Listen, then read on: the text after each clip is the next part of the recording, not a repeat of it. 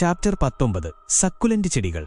Succulent ചെടികൾ വീടിനുള്ളിൽ വളർത്താൻ അനുയോജ്യമാണ്. അവയ്ക്ക് ധാരാളം സൂര്യപ്രകാശം ആവശ്യമുള്ളതിനാൽ ജനലിനരികിൽ സൂക്ഷിക്കുന്നതാണ് നല്ലത്. മണൽ കലർന്ന മണ്ണാണ് സക്കുലന്റ് ചെടികൾക്ക് നല്ലത്. മണ്ണിലേക്ക് മണൽ ചേർക്കുമ്പോൾ അധികമുള്ള വെള്ളം വാർന്നുപോകാനും വേരുകൾക്ക് ശരിയായി വളരാനും സാധിക്കുന്നു. അതുപോലെ തന്നെ കമ്പോസ്റ്റ്, ചാണകപ്പൊടി എന്നിവയും മണ്ണിൽ ചേർക്കാവുന്നതാണ്. അധികം വളം ആവശ്യമില്ലാത്ത ചെടികളാണിവ. വേനൽക്കാലത്ത് നേർപ്പിച്ച വളം മാസത്തിൽ ഒരിക്കൽ നൽകാം. തണുപ്പുകാലത്ത് വളം നൽകേണ്ടതില്ല. സക്കുലന്റ് ചെടികൾ വീടിനുള്ളിൽ വളർത്തുന്നത് ഭംഗിയും പോസിറ്റീവ് എനർജിയും നൽകുമെന്ന് വിശ്വസിക്കുന്നവരുണ്ട്. സക്കുലന്റ് ചെടികൾ പലതരം കുടുംബങ്ങളിൽപ്പെടുന്നു.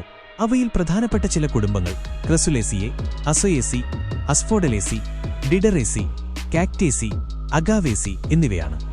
സക്കുലന്റ് ചെടികളുടെ പ്രധാന സവിശേഷതകൾ എന്തെന്നാൽ അവയുടെ ഇലകളിലും കാണ്ഡത്തിലും ജലം സംഭരിക്കാനുള്ള കഴിവുണ്ട്. മരുഭൂമിയിലെ വരണ്ട കാലാവസ്ഥയിൽ അതിജീവിക്കാൻ ഇതവയെ സഹായിക്കുന്നു. കൂടാതെ സക്കുലന്റ് ചെടികൾക്ക് കട്ടിയുള്ള ഇലകളും മെഴുകുപോലുള്ള ആവരണവുമുണ്ട്.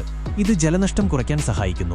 സക്കുലന്റ് ചെടികൾ പൊതുവെ വളർത്തുമൃഗങ്ങൾക്ക് സുരക്ഷിതമാണ്. എങ്കിലും ചില സക്കുലന്റ് ചെടികളുടെ ഇലകൾ മൃഗങ്ങൾക്ക് ദഹനപ്രശ്നങ്ങൾ ഉണ്ടാക്കിയേക്കാം.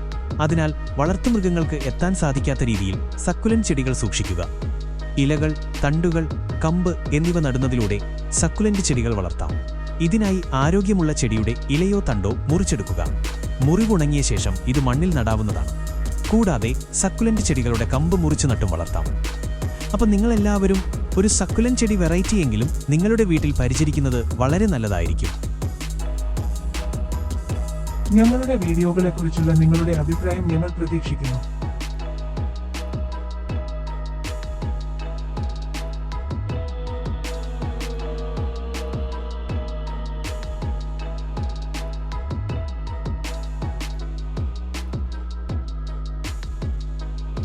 Like, share, and subscribe. Thank you.